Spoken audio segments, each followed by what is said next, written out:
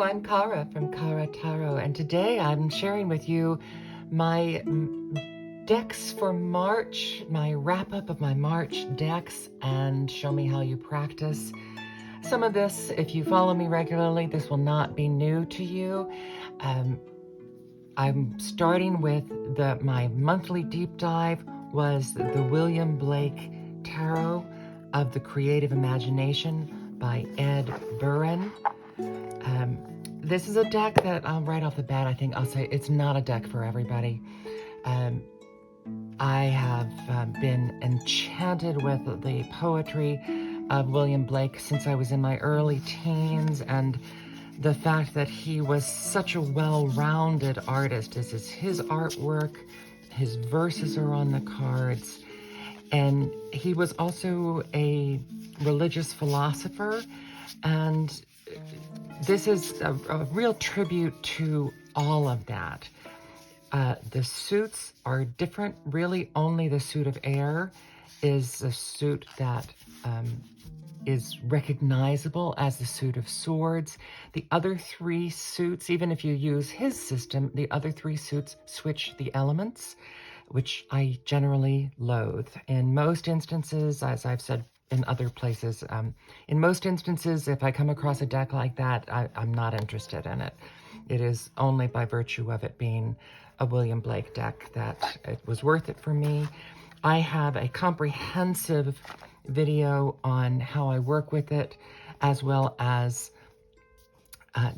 daily general readings that I started about mid-month with this when I went on my Lenten fast from Facebook and Instagram, where I had been posting quite a bit every day, and then I just pared it down to one daily reading or one reading a day on YouTube, and I'm thinking I like that a lot better. It feels a lot less like a job.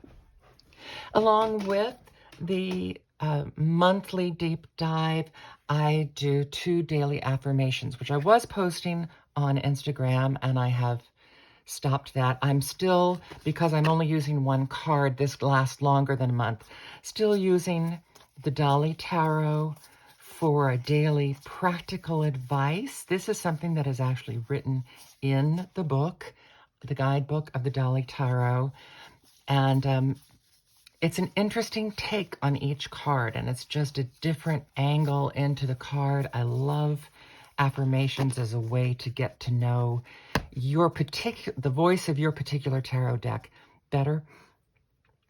And using Brittany Muller's The Contemplative Tarot, A Christian Guide to the Cards, I'm posting a scripture card using Terra Volatile. Now, of course, this book is based in Rider-Waite Smith. It has only 4 suits. This deck has a 5th suit, the Vessels suit. Here's the Queen of Vessels. And here is the 5 of Vessels. The Vessels suits can look quite creepy, actually, although they are supposed to be the highest level of spirit in the deck, of combination of material goals and spirit. It's a beautiful deck. This card is the card that made me finally realize I wasn't sure whether it was a collage deck or not, but this is, if not a lift from a very famous painting, it is a redrawing of a very famous painting. So it is collage in spirit, but the actual rendition of the images is just so incredibly beautiful. I mentioned that at the beginning of this month, actually, I still felt that I had a shadow over this deck. Whenever I looked at it, I felt as if I just couldn't see the images clearly. And about mid-month, that cleared up for me. They are dark. Some of them are literally dark cards. But this, again, using them as a daily affirmation card has really opened them up for me.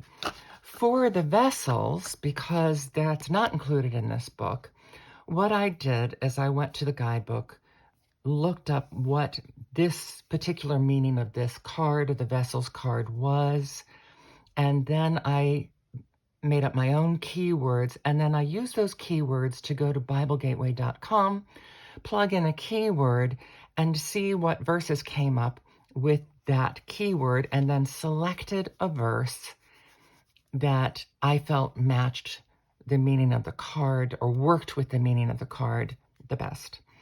One other thing to say about my work with my scripture cards this month is my Great Dane puppy, who's now almost 3, but not still puppyish, sometimes more than others. She's generally very sweet. Grabbed one of my cards, and which she usually has no interest in them, and I really can't figure out what it was that day that was going on. Oh, yes, I do. I had treats. I had her dog treats in my hand, which I was giving her one at a time, and I had picked up this card, so she must have smelled it on this card.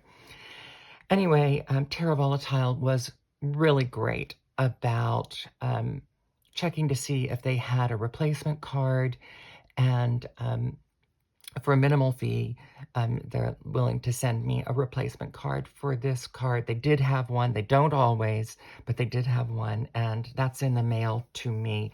So just giving them their due, credo qui absurdum, who created this deck. They give very personal service and go the extra mile in communications. Not always quick communications with them because they are small, but very committed to their product and their service. So this is Terra Volatile.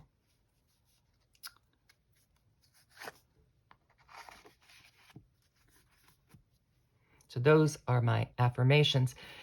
Because I'm not online and I don't have the online history, I'm working with my my notebook a bit more. So I don't like the word journal. It means things to me that I'm not fond of.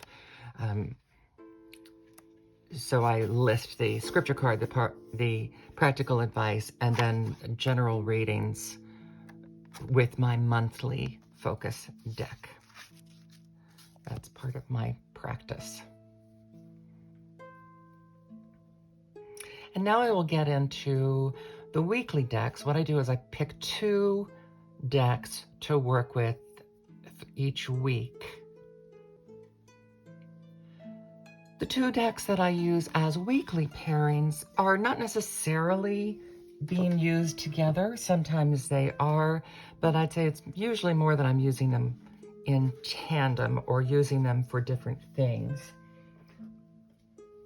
Often I will choose one deck to use with the Connect With Your Deck by Elizabeth Roebuck Jones series and book. I'll use one deck for that, and then the other deck I will use for other readings that I do, or maybe trying new spreads.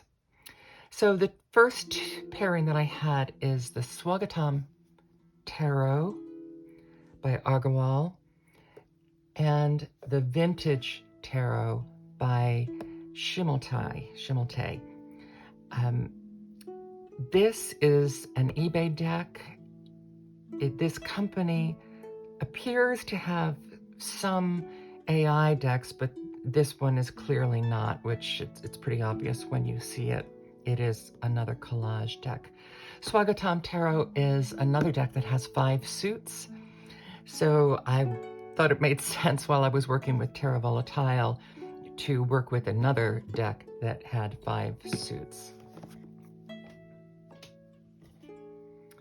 The 5th suit of the Swagatam Tarot, and these cards are much more oracle-sized.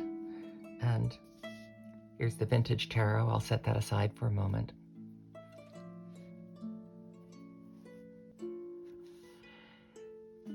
Much more oracle-sized.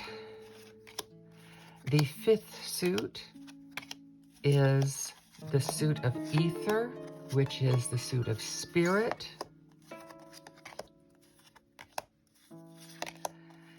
And I really like the feel of these cards. it's called the Suit of Smoke, but it is meant to be ether or spirit. And they also say in their guidebook that if you're an I Ching reader, you can use the fifth suit as metal, which I thought was an interesting take on that.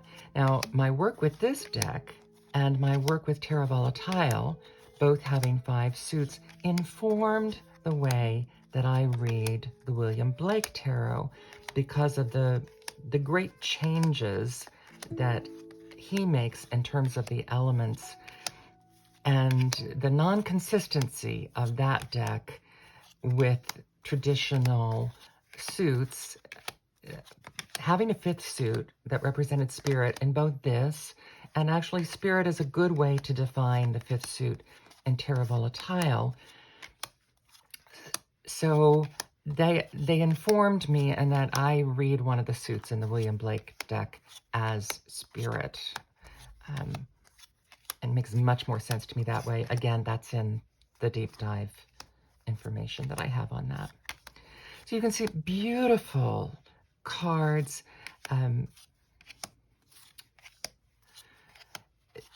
This is also, for me, a cultural deep dive because I learn a lot of things about social constructs and religious aspects of Indian culture and society that I would not otherwise know.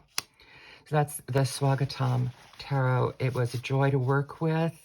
I felt it read in a very straightforward way. Even though it had 5 decks, I felt that it gave very strong and straightforward readings, just with quite different representations, as you can see, so that, and it has spices mentioned and the qualities of different, so there's a lot of extra things that you can dive into in this deck. At some point, I will probably do a deep dive on this, just because of the flower language and the spices and the cultural issues.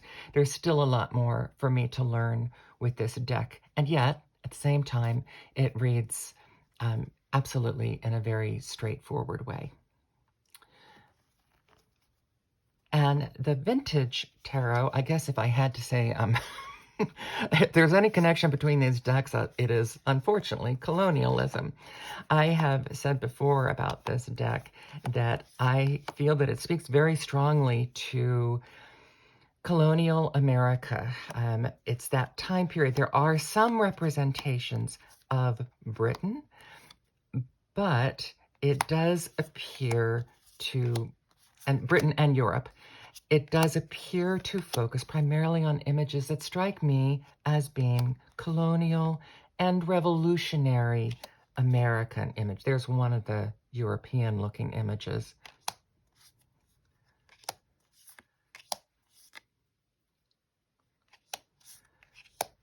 Definitely, many of the images have a rather colonial cast to them, but a lot of them look like everyday life in colonial America. And I've simply never seen another deck like this. It is quite unique. And because I am, I've always kind of been immersed in the 1700s, this deck makes total sense for me. It has a lovely weight, a little heavier than normal paper. It's somewhere between a matte and rose petal finish. So it's a really smooth but soft finish on these cards, and some of the most gorgeous backs that I have on any of my decks. Just absolutely gorgeous deck backs. This is called the Vintage Tarot, and again, I've only seen it available from this one eBay shop called Shimiltei.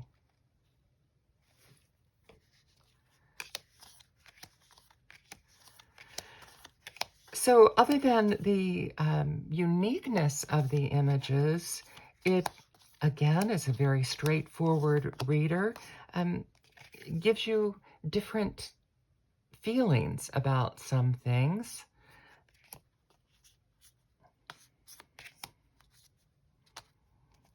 There's 10 of Swords. So you could see these being somewhere between, I think one of the reasons it looks like revolutionary United States to me is that the people, there are a lot of rural scenes. That appears to be sort of a nod to Dante, I think.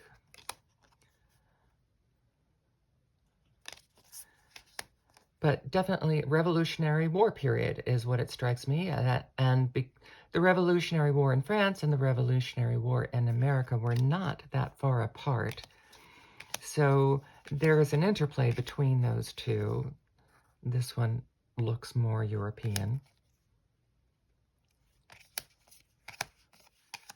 But again, another straightforward reader, beautiful feel in the hands. Oh, here's my last card. Stick him in the middle. And so this is the Vintage Tarot from Shimiltei. And that is was my first week's working group. The Vintage Tarot only has a tiny little guidebook with the most cursory of keywords, really nothing to write home about at all. The Swagatam Tarot has a really wonderful guidebook, very comprehensive and informative and laid out well, and necessary for a deck that has 5 suits. And the lovely box, even though it's slightly damaged. I always have to mention with Swagatam, there was a card missing when I received it, and many people had this trouble with this deck. I believe it was the Empress. It was either Empress or the Emperor. And it was printed, the one that was there was printed with the word from the other. It's the Empress that was missing. Printed with the word from the other card. But I was able to contact the publisher, and they know about it, and they immediately sent me the additional card, and I don't even think I had to pay postage for that. I think they just sent it to me. Don't hold me on account of that. So then once you get the replacement card, the only thing that happens then is that the Empress continues to have the wrong word on it. Yeah, so it's the Emperor card that's missing. So then the Empress and the Emperor card have the same keyword on them, and you just have to look in the book to get the correct keyword for her and know that that's there. It would not deter me from getting this deck at all. This is a deck, both of these are decks I would definitely get again. And that has become my standard for decks, is would I purchase it again today? My next 2 pairings for March, as I was coming up on St. Patrick's Day, I wanted decks with green. These are both very well-known decks. Le Tarot de Marseilles-Waite, which has this gorgeous kind of jade turquoise green, and the Dreaming Way Tarot, which is charming and also has a lot of different shades of green. Tarot de Marseilles-Waite, it's taken me a long time to figure out what I really think it is. Some people consider it a hybrid deck. I don't consider it a hybrid deck at all. I consider it a Rider-Waite-Smith deck with Marseille-style drawings. And that's it. Because other than the style of the drawing, it really is much more of a Rider-Waite-Smith deck. The imagery, the symbols, very much Rider-Waite-Smith, with the difference that it also has this burst of color, which is very much in the shades of green range. I mentioned some in another video. I actually miss this deck if I haven't been using it, because I miss these beautiful shades of green that range between Loden green and jade green and turquoise green, and everything in between. The greens are just luscious. Le Terra de Marseilles-Waite. The guidebook is good. I wouldn't say it is fantastic. So easy to read for me as someone who was a Rider-Waite-Smith reader first. Exceptionally easy to read. It reads just like the Rider-Waite-Smith deck for me in terms of ease and clarity, because all of those symbols are there. So to me, this was a good choice. I tend not to like the drawing style of the traditional Marseille decks, but this color burst makes a difference for me. And so I enjoy reading with this. As I said, this is a deck that I miss. This also is a deck that I miss a lot, the Dreaming Way Tarot by Rome Choi.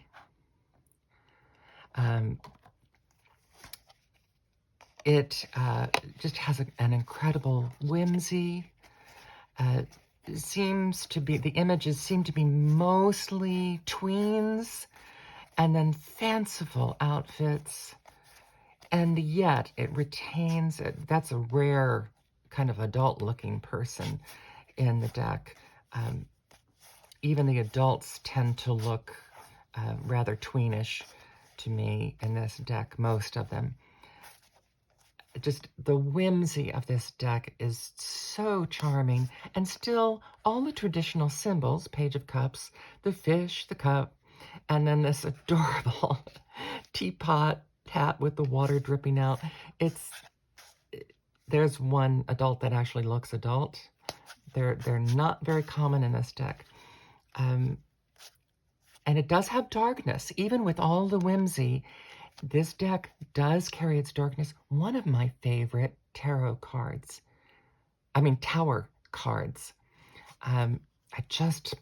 Something about the way that it seems to almost like a snake shedding its skin. There's so much there.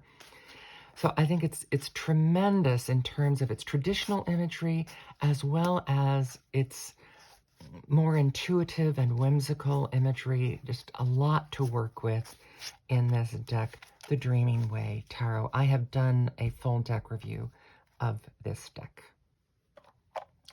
My third weekly grouping for the month of March, again, are two decks that I think are going to be quite familiar to most people.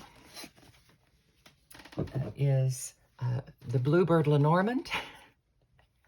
And you may not know this version of this deck. This is the French version of the Tarot of the Sevenfold Mysteries. It is called Le Tarot de Sept Vertus, and this is, I wanted it both because the virtues are in the title. Instead of it being Sevenfold Mystery, virtues are in the title. I'm also a bit of a Francophile, so for me, this made total sense that this would be the version of that I get. And ironically, both of these are decks that I edged myself. Unlike the Tarot of Sevenfold Mysteries, this deck was not edged. And so with the green backs, I chose to edge it in green. I don't edge very many decks. This, as with many Robert Place decks, is a very strong reader, but with a different voice.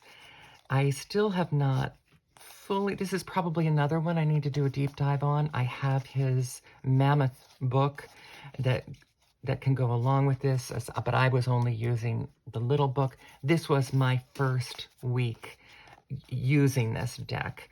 So some of the images you can see are there. His art style is just beautiful.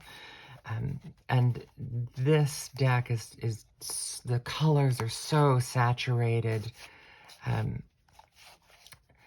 I love this concept of all of the wands having flames, being torches of one kind or another.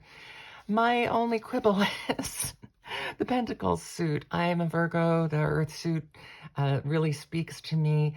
And his the Nine of Pentacles is one of my very favorite cards, and to me this is very cold. This has nothing that I look for in this deck. Part of that is his interpretation of the Pentacles, I think, is more alchemical, and the coins have more to do with progress along the alchemical path. That makes it a little less emotionally friendly for me. But still, I mean, there's so much to work with here, and the gorgeous artwork. The Bluebird Lenormand, I wanted to get to know just this traditional Lenormand deck. I edged mine in blue. I like the fact that we have so many elements to read on the Lenormand card, especially if you can read playing cards, then you get those additional elements, sometimes which can be quite divergent from the garden. The main word, whatever the main word is, sometimes this meaning can be a bit divergent. So it gives you layers of meaning. And the verses, I did not even open the guidebook on this because I was just working with the verse that was here and the picture and the third image on the card. Again, images that are mostly based in 1700s. This is more 1800s. Again, also more 1800s. So it's between those. Eurocentric, that's my background, so of course that speaks to me. I also have some Lenormand decks that are much more modern and depict the cards in different ways. I don't have many Lenormand decks. I find the big Lenormand spreads intriguing, but I have not really burst forth into them yet. I tend to use my Lenormand cards as qualifiers on a tarot deck or additional information on a tarot reading. I also I use them a bit as oracle cards. I find using almost any deck as an oracle card or an affirmation card helps you unlock that deck because you're focusing on one card at a time. So this pairing is, I don't know whether you think they read well together or not. I think they're fine. The time periods are not exactly the same. This is more around Empire period, I think, and these are for the most part earlier. And yet I think there's a lot to work with there. Strong reader and well, I mean, this has been around for so long, I don't even need to say it's a strong reader. These are very traditional decks in that respect. And beautiful, beautiful box. Even on this is the mass market French version. Again, I think I got it from Amazon France. I have not completely delved into the virtues in this deck and isolating them, but I am, if you saw my video from yesterday, I'm doing a deep dive into Minchiati decks, which have all the virtues. So, you know, I'm interested in the virtues. And we'll be diving more deeply into that. And then this month, the last week, I have 2 decks that are half in March and half in April, but I think I will include them today. So I have 2 more weekly sets left. So my next weekly sets were the Japaridze Tarot and the Ukiyoe Tarot by Nino Japaridze and Koji Furuta. I have at least done a small flip-through video of this deck.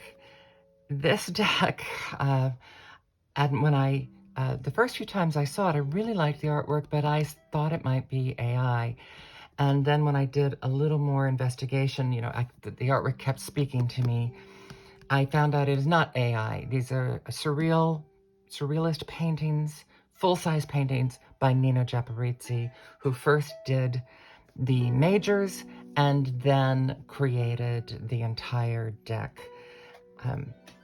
This, once again, is a deck that I have edged. I guess sometimes when I'm working with a deck, I decide I want to edge it. Really, this really speaks to me in this deck, the Three of Gardens, being an artist at work. It is gardens, tides,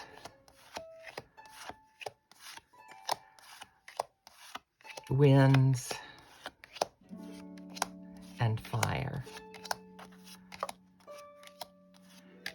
For anyone who reads intuitively, you can tell there is so much another music performance, arts performance.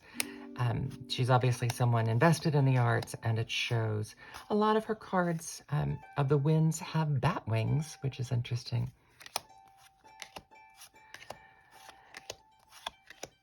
Some quite different styles. I think her art style has moved more towards this, less surrealism, but the majority of the deck is surrealism.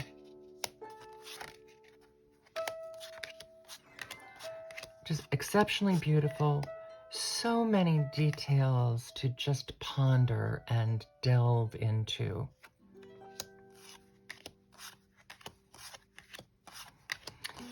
It renames some of the court cards, but it's very easy to understand. The Six of Tides, the Six of Cups, childhood memories. It's the Jester, I think it's the Page, the Stranger is the Knights, and then King and Queen, I believe. Yeah, Queen, King and Queen. The Queen of Gardens.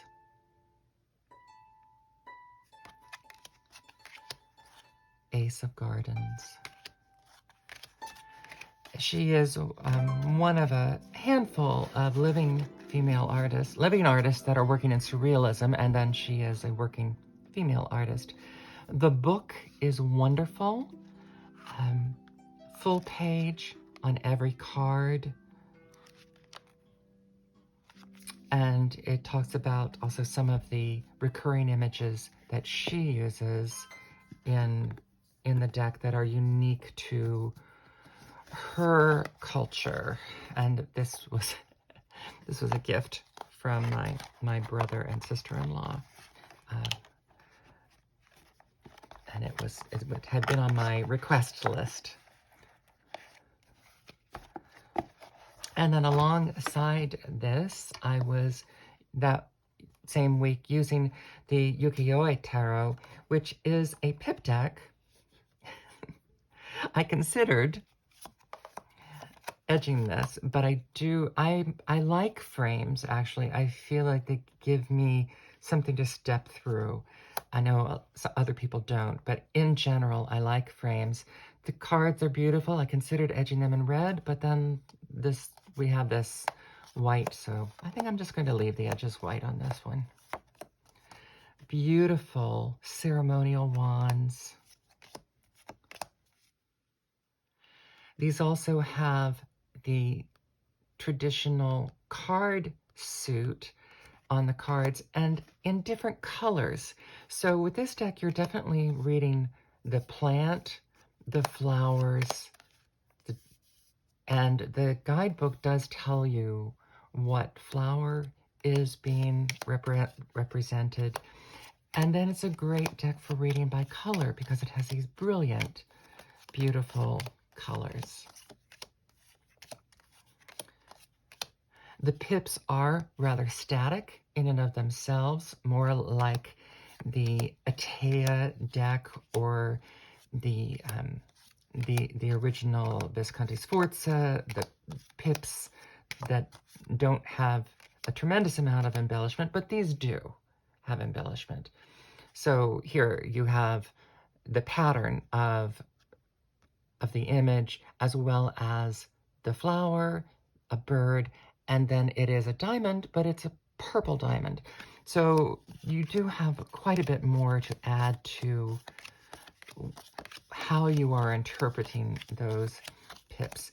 The guidebook is by Stuart R. Kaplan, and I have seen people comment online that it is one of his better books because he goes into the cultural elements as well as talking about the flowers.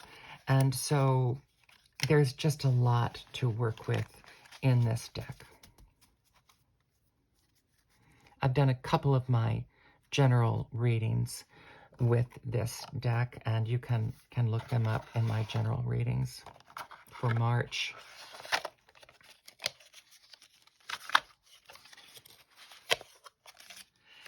And finally, my last set, weekly set for this month, which I'm actually still working with because the last week goes from March into April, is the Mitelli Tarochini, Giuseppe Maria Tarochini. This guidebook is no help to me because it is all in, I believe, Italian. And I haven't needed it because I'm used to historic pip decks. This has some of the, I just think the artwork is beautiful. Plain white backs. It has some more traditional ordering and images in the majors. It has the Emperor and the Eastern Pope and the Western Pope. You'll see here there are, though, extra images that help you read the pips.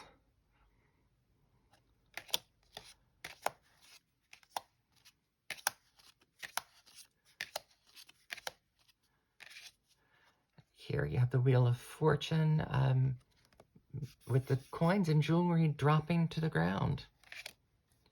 The cups are all different. This is a Tarochini, which means it does not have all 10 pips. It is missing, I think it has the ace, and then maybe I don't remember. There's the ace. And then 7, 8, 9, 10, I think is what this deck has.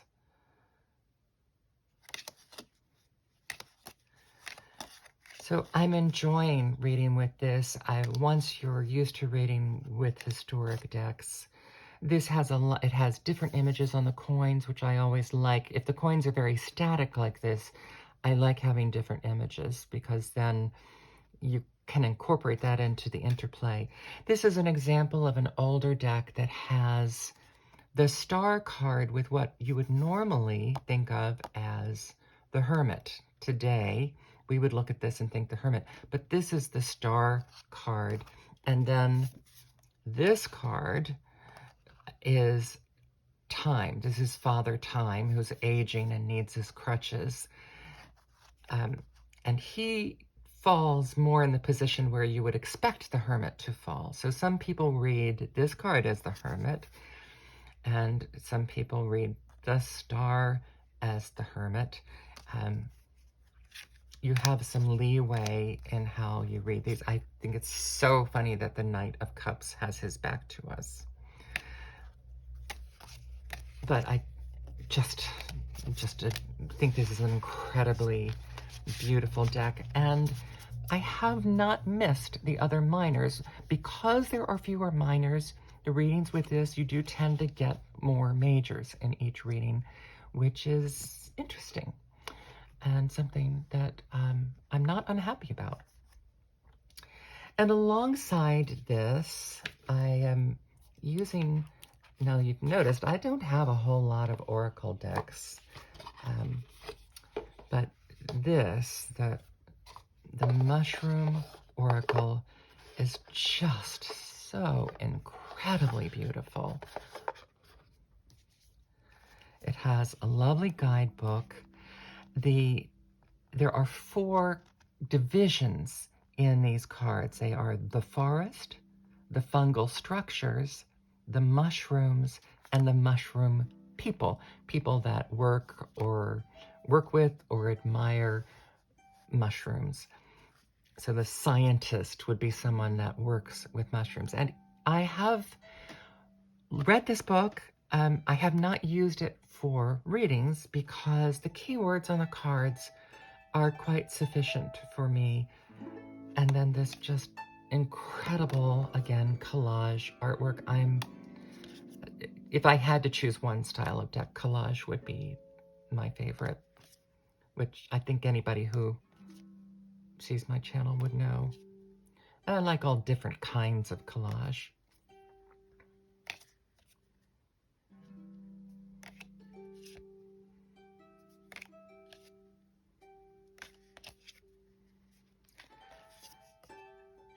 So as I go through these, I'll just say this is my March wrap-up of the decks that I've been using in March.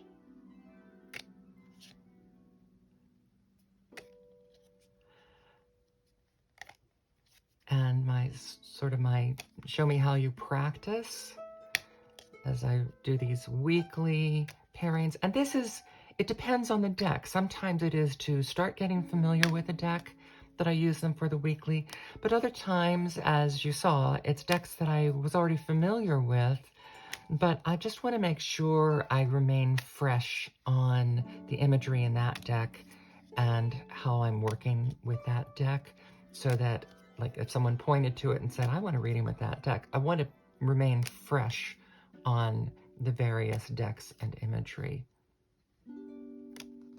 I have not yet tried using these oracle cards, this oracle deck, in a reading, although, and I don't usually use oracle cards for that, but I will with this deck. It's so exceptional. I got this from Artisan. Terra, I think, is the name of the company. It's the mushroom deck, the mushroom oracle.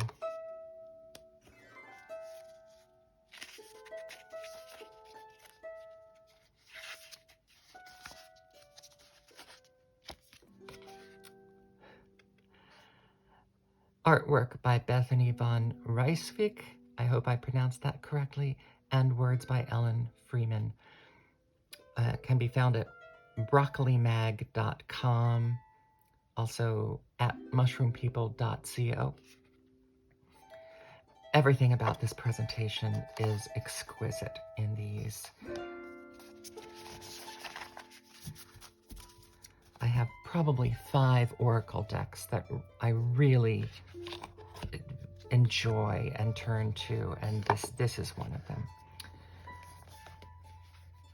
So there they are with the deck that was my major focus for March.